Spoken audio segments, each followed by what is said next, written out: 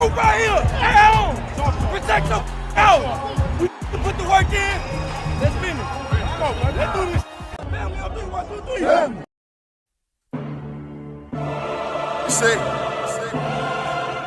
we dream chase, cause that's all we was given to start with. Then we realized the dream was obtainable. Now look at us.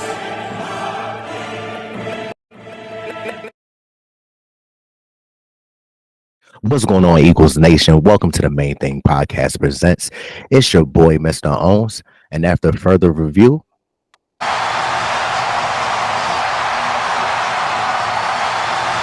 the call stands. I'm still official with no stripes. What up, world? What up, world? This your man, Big Huss, the one you trust, bringing you all your Philadelphia Eagles latest.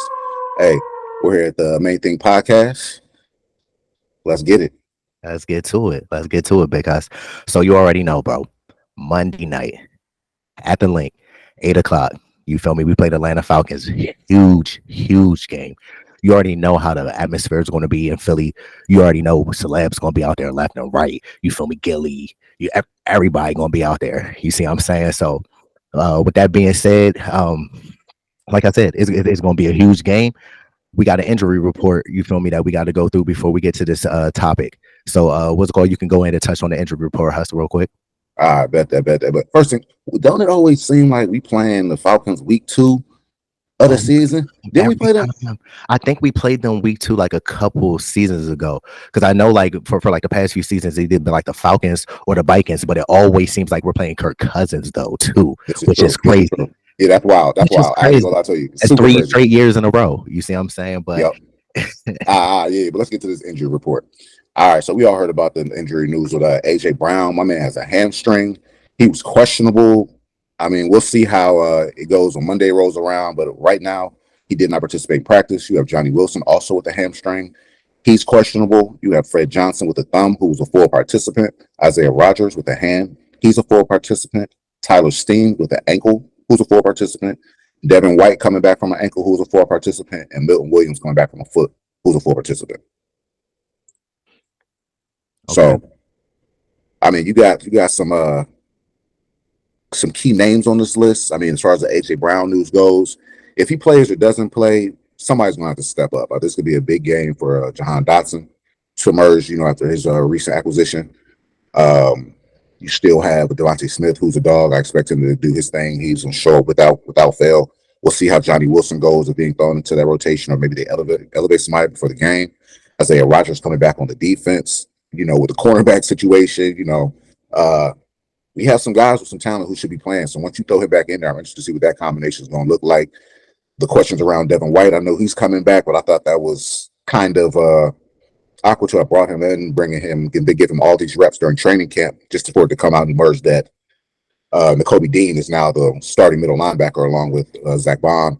Then Milton Williams, we're going to need him just for D-line depth, and he honestly has a lot of potential. This is a big year for him, so we're going to need him to play. Definitely. So yeah, the injury report, it was kind of shocking. Like you said, it's a few names on there that can be key contributors or pushing actually for a spot, even though we know the Devin White situation, when Nakobe Dean being named the starter, he's still going to have a major role in that defense. So having him back in the fold, that's going to be key to help stopping the run on defense. And then the shocking one to me was AJ Brown, of course. When I saw that his hamstring was tight, or I saw a report or something saying that his hamstring was tight on Friday after practice, and then he popped up on the injury report on Saturday. I kind of was shocked, but we know he's only missed 1 game since he's been here in Philadelphia, and we know the type of dog that he is. So hopefully he has a speedy recovery, and if he plays, hopefully he's healthy enough to contribute at a high level that we need him to play at. But if he can't play, like you said and alluded to, with us recently acquiring Jahan Dotson, it's time for him to prove not only to himself, but to the organization that just traded him within the division, the Washington Commanders, that he's a talent. He can play in the NFL, that he's a playmaker, and he can get every opportunity here in Philadelphia. Like we said, we needed a wide receiver 3. So if, like we said, if AJ Brown can't step up, or he can't play Monday because of the injury, then we need Jahan Dotson to fill a void that is going to be pivotal in beating the Atlanta Falcons. Absolutely. Absolutely. We're already calling on that depth at the wide receiver position to, contribute early. Or, we'll see how it goes. Hopefully AJ Brown is healthy enough to be out there, be effective, and contribute. But if not, I would rather just not push it, rest him. There's no need. It's too early in the season. We're going to need him when the playoffs roll around. We don't need this to linger out anymore, than it has to. But moving into some things that, maybe we want to see from the offense and defense. Do you have anything you're looking for with this matchup versus Falcons? Yeah, so we'll start on the offensive side of the ball. Okay. Obviously, we've already touched on it, so I don't want to overbeat it. But turnovers, we have to take care of the ball. Ball security is a major factor in winning football games. You don't want to put your defense in unnecessary situations. Football is all about field position. So we know, like, Jalen sometimes wants to take the big chunk plays and things like that, but sometimes he has to just take the check down, take what the defense is giving you. We don't always have to go for the deep ball and things like that. Like I said, just take the check down. It's there. Just always try to move in a positive direction. So the big thing with me, like I said, I'm beating around the bush. Just take care of the ball. Not even a harp on it. Not like you said, it's the same thing for me. I think that would be starting point, bullet point, 1A, however you want to put it. It would be no turnovers. I would like to see a clean game from the offensive side of the ball, especially from a quarterback, the leader of the team in offense. But I feel like this is a game where, like I said, take what they give you. There's no reason to push the ball downfield. You're dealing with a team who has two good safeties. So manipulation of them, as far as moving the ball is going to be key. But don't force anything. We have enough weapons, whether AJ Brown plays or not. There's enough weapons on this team to where let your weapons be weapons. You don't have to shoulder the load. There's no reason for you to be a hero, or whether he thinks that or not. But yeah, so turnovers for sure. You're going to be under fire. From a D line. I know that maybe as a unit might not really scare you too much. But you have Matt Judon, who they said kind of gave us some fits in training camp. He's coming off with 32.5 sacks in the last 39 games played and 63 quarterback hits. You got Grady Jarrett on there, so I want to see him, if under duress from any of these guys, check the ball down, throw the ball away, make safe plays. Mm-hmm. That's what it's all about. Just making smart decisions. Don't overextend the play. Like, not overextend the play. Don't do extra on plays. If the play's not there, live to see another down. You see what I'm saying? Just trusting your defense, trusting your preparation, trust in everything that you did to come to this game. Just don't turn the ball over. For sure. Absolutely. I couldn't agree with you more, honestly. Like I said, we already talked kind of about the AJ Brown injury. If somebody has to step up, we have some options, some young options in this room. We talk about Jahan Dotson and Johnny Wilson, Britton Covey. He's made a few plays in preseason that will give us maybe some confidence, throwing him out there. And even last week, I know he played a bit. He had a few plays. So, there might not be there should be a bona fide number 3 with Jahan Dotson moving in, but we haven't seen it yet. So there might not be a bona fide number 3 yet. It might have to be one of those receiver, by committee, receivers by committee, but I would love to see Jahan Dotson show up, prove why he was a number 1 pick. You've done somewhat decent for yourself over your 2-year stint in the NFL so far, over 500 yards each season, 11 touchdowns, I believe, in that 2-year span. Mm-hmm. Come in, show your worth, show where you're that guy. This is a great game for you to come on and do that. AJ Terrell was supposed to be one of the better corners in the league, but it's been shown that he can be got. George Pickens was throwing him, giving him fits last week. Fits all last week. Man. And to touch on that, Huss, I believe AJ Terrell's the second highest paid corner in the league too. See? So he's supposed to be an elite, at least far as salary wise, corner in the NFL, but like I said, it's been put on tape and proven that he can get got. You still have Smitty, so it's not all by yourself. You have Goddard, you have Saquon. I just want Jahan Dotson to step in and assume that role. Get your 50 to maybe 70 yards receiving in this game. Make the plays when they come your way. And I think that Jahan Dotson will rise to the occasion. It's not like he's a rookie. We've been excited ever since that trade acquisition had happened when Howie made that move. Absolutely. Like you said, this is a huge opportunity. Maybe a fresh start was what Jahan Dotson needed. Being back close to family could play a huge factor and things like that. So just the comfortability of things. So I'm excited for Jahan Dotson and what he can do in our offense for sure. For sure. Mm-hmm. Now, moving to the defense, let's start with Kirk Cousins and his health. Man, Kirk should be full back for us next week. On Monday, excuse me. Full for us for real. He can't move. He's stationary with the talent that we have on this defense, on this front seven, on this D line for real. I honestly feel like we should be getting to Kirk and we should walk out of here with a minimum of 3-4 sacks in this game. For sure. He's too much of a statue right now. He's not healthy. Between us, if I was them, I would have put Penix in. He gives you a better shot right now. But I understand that you pay Kirk all this money. You want to put him out there because he's the leader. But Kirk is food. It's food. This is a great time for our defense to show up, and prove, hey man, we might not be the best in the league, but we're nothing to snuff at. So I'm looking for a big game, especially from that front four. Mm-hmm. Bryce Huff, I got to see something from you, baby. I know you got the talent to do it. The field is going to be just right for y'all. Ain't going to be no slipping. Ain't going to be none of that. You got to show up. Yeah, I definitely second that. I feel like this has to be a huge game for the defensive line. Obviously, last week wasn't the ideal situations in Brazil with the field conditions, but we're going to be in a Linc. I think that I looked at the forecast and it said that it's supposed to be sunny that day in Philly, so it shouldn't be no issue with getting your traction and getting after Kirk Cousins, who, like you stated, is a non-mobile quarterback. Kirk Cousins cannot leave the pocket. Kirk Cousins doesn't desire to leave the pocket. He'll rather just sit in the pocket and throw on you all day. And with that being said, that works to our advantage. If our front four can get home and get Kirk Cousins off of his spot and get him rattled and uncomfortable, Kirk Cousins starts making irrational decisions and starts turning the ball over at a very high level. We are used to playing Kirk Cousins. Obviously, as y'all know, he was drafted by the Washington at that time Redskins back in 2012.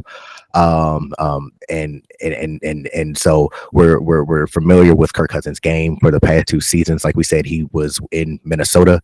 So we can look back at that game tape as well. And with Fangio, I really feel like with the front four, we can win just naturally, like you said, with Jordan Davis, Jalen Carter, Josh Sweat, and Huff. But I really feel like what will be smart is if Vic Fangio incorporates a 5-man front. I saw the Steelers incorporating a lot of 5-man front against the Falcons offensive line last week, and it worked to a very high degree. So I can see Vic Fangio definitely incorporating some 5-man fronts. But like I said, I have faith in the 4-man. But we definitely need to see, like you said, we need to see Bryce Huff show up. You got paid $51 million, my guy. You got paid $51 million. And in Philly, we're patient, but then we're not patient.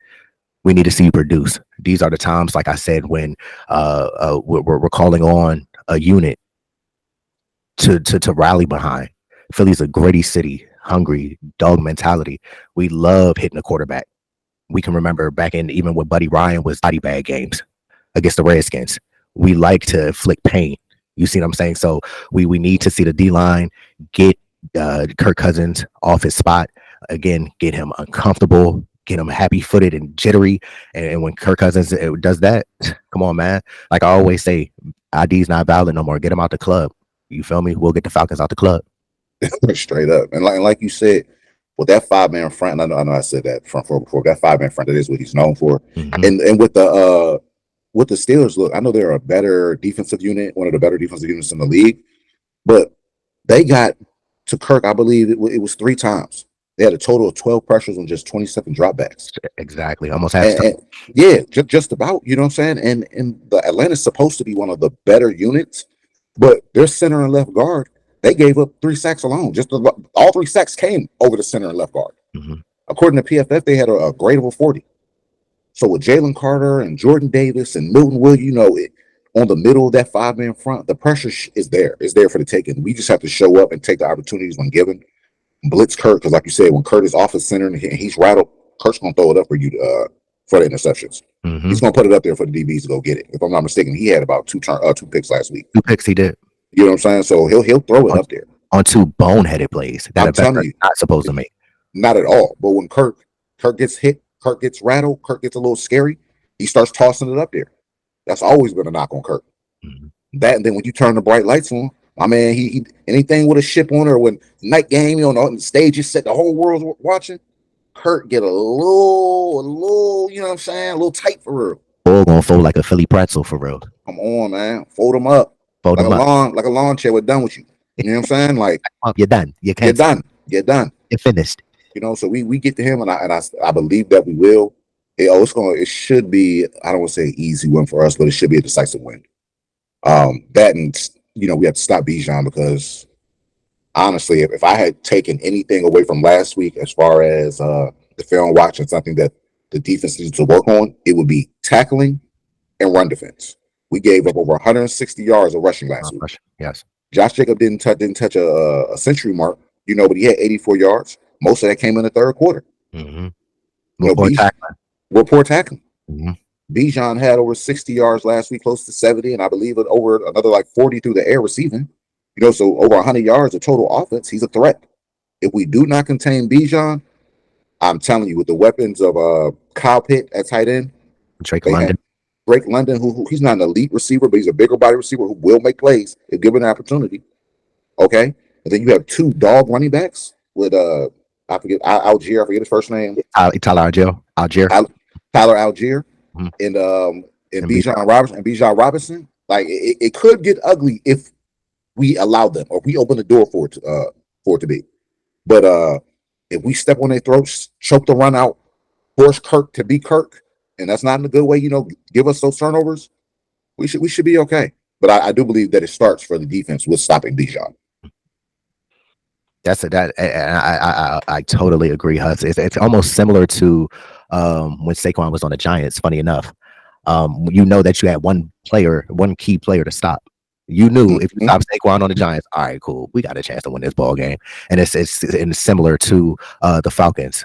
We stop Bijan and put it all on Kirk Cousins' hands and make Kirk Cousins throw the ball maybe 40, 50 times when he doesn't want to do, especially coming off of Achilles injury. That's what we want to force him to do.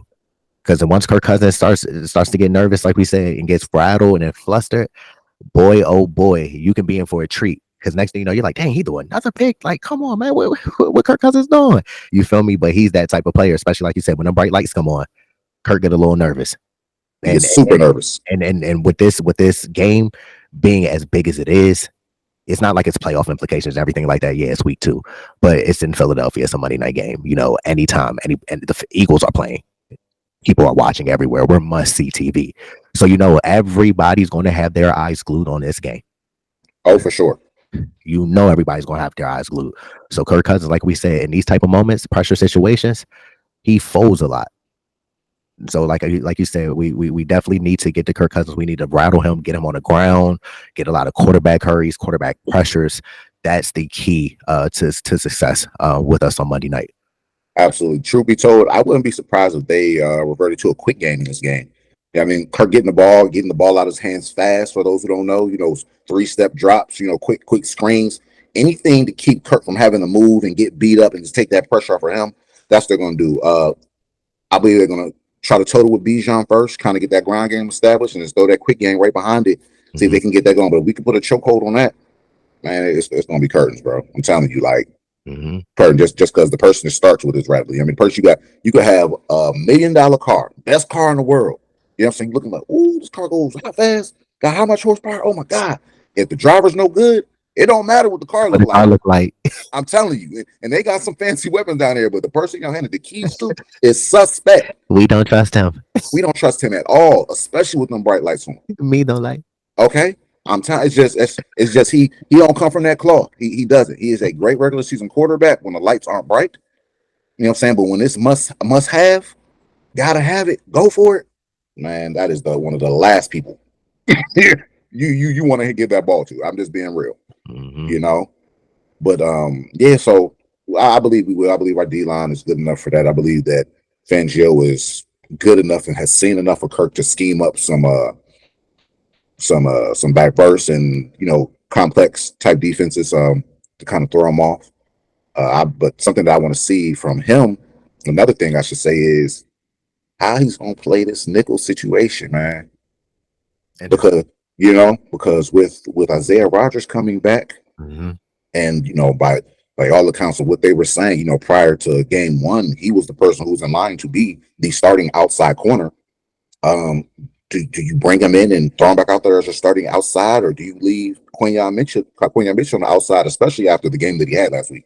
It'd be different if he came in as a rookie, game one, it did so, but gave up a few plays, kind of there, maybe some plays in some key situations. But my man really, for the most part, came out there and put on a show for his first NFL game versus the Packers, versus truly, I want to say an elite receiver unit, but a pretty damn good one.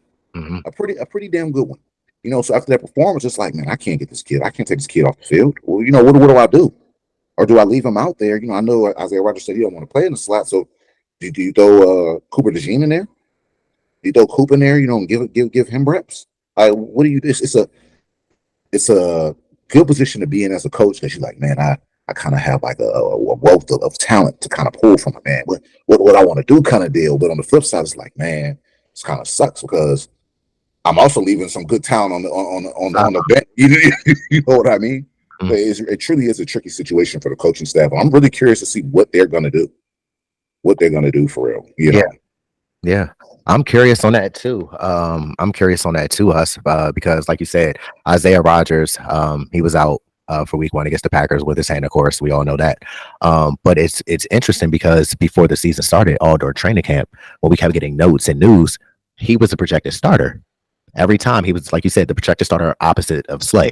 So with that being said, if you're getting the number one reps at corner, I expect you're supposed to be on the outside. But then obviously stuff happens. Life goes on. You got to roll with the punches and keep it moving. Quinyon was thrown into a situation that he probably didn't think that he was going to be in. He maybe thought, okay, yeah, I'll start at nickel. But he was thrown into the fire essentially on the outside, and he held his own. I love the fact that, like, I went back and watched a lot of film of his against the Packers, just his eye discipline, him just being technical, him knowing his fundamentals, him having his leverage, him being able to see the routes before they developed, knowing the formations. It's just, he's very savvy. He's very ahead of his time as a rookie. Like we've touched on a previous video, us, like we knew Quinyon. We were excited when we drafted Quinyon because that's who we penciled in for us to draft. But I personally didn't think like he was going to be at this level that quickly. Just that knowledge and that athleticism and just that dog mentality from a rookie speaks volumes. And with me, we were again former football players. So with me, I just feel you gotta jump in the deep end. You gotta hold your feet to the fire. I'd rather just throw our young bulls in there. You see what I'm saying? And start getting them quality and valuable experience. Because like we said, we already know what our goals and aspirations are for the 2024 season as to help be holding up the Lombardi in New Orleans.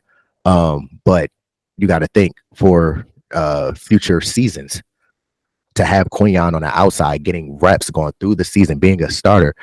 It's nothing that can add up to that. You see what I'm saying? And like you said, and to add to it, a prime example of that was the Chiefs from a couple years ago when they won the Super Bowl. They went into it. Their offense was more established. The defense had a few rookies starting, especially on the back end. They said, F it, threw the rookies out there, let them grow over the season. Going into that Super Bowl, I believe that was the year they might have played us. They played us. That's when they had Trent McDuffie and all them. Played them. Had a good year. Like hell, they made it to the Super Bowl. Beat us on some some questionable stuff, but whatever. Pause. We won't go there. Brings up a bad feeling. But the next year, the defense rolled around. The defense was balling because all those rookies had that experience and reps from the year before to pull on. So I mean, So I'm alluding to you talking about putting Cooper DeJean in the slot. Go ahead and start Quignon on the outside. I'm not opposed to it. They're going to make mistakes, as all rookies, as all players do. But yeah, the growing pains, exactly. Mm-hmm. But they will, without question, because they're students of the game, and especially with Quignon, you've already seen the promise. They'll grow from it. Quignon has all pro potential. Like you said, the eye discipline, the play recognition, the savviness from this rookie. Honestly, I didn't foresee it. I didn't foresee it at all. So with that being said, it's going to be hard to take him off the field, especially being out on the outside, because he was straps. He was straps. So I'm not opposed to it, man. Like you said, put him out there, let him learn, they'll grow fast from it, especially with a DC the way we have. And we have good position coaches. They'll grow fast. But yeah, I'm with you on it. Throw him out there, bro. Let's see it. You got to. That's the only way that you learn. That's the only way that you get better. The more experience, the more actual live game reps that you get, that's the only way that you're going to improve and be able to tap into your full potential. Absolutely.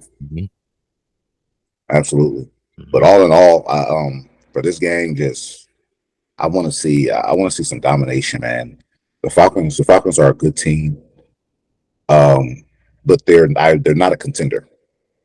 They have some weapons, but I wouldn't put them on par with our team. The statistics going, after week 1 might say something a little bit different, but from what I've seen, watching last week's film, of their game and then our game, and moving forward, like this should be a game that we easily handle. Maybe they make a few plays here and there, but we should dominate, and that's what I want to see. I want to see flawless football. We go in, we take control early. Then quarter 3 rolls around, maybe midway through the third. I want to see starters sitting down. I want to see backups. I want to see Tanner McKee or what's my name? Kenny Pickett. I'd rather not, but Kenny Pickett out there. You know what I'm saying? I want to see the backups playing. I want to see us handle this game early, handle some business, pack it up. Starters on the sidelines, grinning, eating popcorn. Watching the backups. Straight up, maxing, just chilling. I don't want us to go in here and struggle with them. I don't want this to be a 3-point game. We win 27-24. Let's go handle some business for once. Take it back to the Super Bowl year. We were handling folks Super Bowl year. Getting them out the way early. A halftime, fam. I'm telling you, getting them out the way early.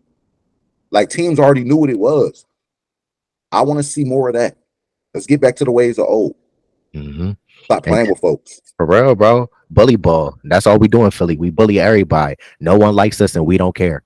Come on, straight man. Like that. You see what I'm saying? And just to touch on it a little bit, Huss, because you made a strong, valid point. I just want to see the team dominate. You see what I'm saying? We haven't had a dominating win, and I don't know how long. Like, yeah, last year we were getting our wins. We started out 10-1. Yeah. Even from the first game when we played the Patriots, I did not like how we played. It was sloppy. It wasn't, we weren't playing at our highest level. We weren't doing our fundamentals and our basics. So it was like, yeah, we were winning, but I wasn't excited and happy how we won. And I knew that at some point down the road, if we kept playing, because I was like, oh, you know what? They're professionals. They'll get it together. You see what I'm saying? And then the next week come, it'll be the same thing, but we won. All right. Then the next week come, and it's still the same. It's the repeat and rent cycle. It's just, all right, put on repeat. It's the same repeat of performance. I want to get back to dominating wins. Like you said, during the Super Bowl year, when we made it, we were getting boys out the way by halftime. Let's get back to even the year when we won the Super Bowl back in 2017 with Dougie P. Get them out the way. Let's be dominant. We know we're one of them teams. We know the caliber of team that we are. We know the type of the type of energy, the type of dog mentality that y'all got. Let's get back to bullying people. Let's get back to letting people know that when they play the Eagles, oh, y'all can give us y'all best shot, but it's not going to be enough. And it's not going to be enough at all. You see what I'm saying? Because we know we have a target on us. Nobody likes us. The national media tries to put us down all the time. It's a few people out there. I don't want to name no names. You see what I'm saying? It's a few people out there. They be talking a lot of junk. You feel me about the Eagles, but we need to get back to, you see what I'm saying, to get into the ground game, run the football, open up the passing. You see what I'm saying? Having everybody on their 111, like you always say, Huss. Have everybody do their 111. You feel me? Getting back to playing stingy defense and getting back to just being gritty, play bully ball. Because that's what that's what we do. So, like you said, I just want us to get back to having a dominating win. And on Monday night, what a huge opportunity for us to take advantage of that. Being the home opener Monday night, we're coming in 1-0, but I don't feel like even though it counts, I don't feel like it counted because it wasn't at home. It wasn't It wasn't a true home game. Yeah, it wasn't a true home game in Lincoln Financial. You see what I'm saying? So with us on Monday night, I need a dominant win and just continue to improve on the season and continue to get to the accomplish the goals that we want to accomplish. And hell, man, it's no better day to do it, man. It's Nick Foles Day. You know what I'm saying? We celebrating the man, the myth, the legend. You know what I'm saying? Like, come on, man. Come on now. Come on. So there's no better day to do it, man. Let's go out there and put on a performance for the world. Like you said, we need a decisive, dominating win. Like I'm tired of playing around with folks. If there's any year to do it or any day to do it, it's Monday night. We the only game on. Come on, everybody watching. Come on, everybody want to see how we gonna show up. Moms, aunties, brothers, cousins, nephews, everybody want to see how we gonna show up. So I think it's a great opportunity for our team to come out, perform, show up. We're one of the best, and we're the people who y'all need to really be worried about. Put the league on notice, man. Like for real. And you forgot though, us too, the Bull. You feel me? Oh yeah, Kelsey is gonna be Kelsey is gonna be his first. You feel me? Monday night John. So shout out to him too. Hopefully, best wishes in the booth in your retirement. But like you said, shout out to Foles. We definitely gonna appreciate him. He's a legend in Philadelphia for what he has done during his career in Philadelphia. So it's going to be a major honor for us to, like you said, go out there, just dominate the Falcons and just put the league on notice. Like you said, you feel me? Everybody keep talking like, oh, they beat the Packers, but the Packers, it's excuse after excuse after excuse. The only thing that we can do is control what we control. You see what I'm saying? Well, whoever's on our schedule, we're going to line up against them boys and handle our duty. Before we get to our predictions, look, make sure Eagles Nation, y'all go burst that like button, go burst that comment section, and go burst that Liberty Bell looking thingy, also known as that notification button, so y'all don't miss when Swoop is coming in with all the news, Eagles updates and news. All right. So Hus, look, man, like we already said, man, it's time to make the predictions, bro. It's time to make the predictions for Monday night, bro. We playing the Falcons, a formidable opponent. You see what I'm saying? A lot of people are picking them to make the playoffs and potentially be a contender. But after last week, we can't go off for 1 week. They can come back and rebound. Like you said, we do have a concern with the run defense, which we think will be tightened up. But the game could get out of hand if we don't contain Bijan and Tyler Algier and all them boys. You see what I'm saying, in Atlanta. So what you thinking as far as the game, man? What's your record prediction? I mean, not record prediction, score prediction. Score prediction. First off, I think we're gonna give up we'll probably give up 130 yards rushing between Algier and Bijan. I'm gonna keep it a bean. I don't know how tightened up we'll see, because the first half of last week, the run defense was pretty tight.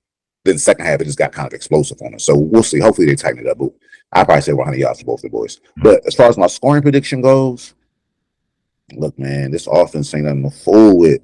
So I'm gonna go ahead and give us like a hot, I'm gonna say 35. We're gonna put up over 30 again. And I got the Falcons scoring. I'm gonna go 35-17. Jesus Christ. I'm gonna go 35-17. They got some weapons on there over there. Our defense is still trying to gel and all that. You know, they might get one on the ground. Kirk might get a little splash play or something crazy, you know, because we're still young. That happens for real. So yeah, I'm gonna go 35-17. But we definitely put up a 30 for real. That's so crazy, man. Get out of my head, Hus.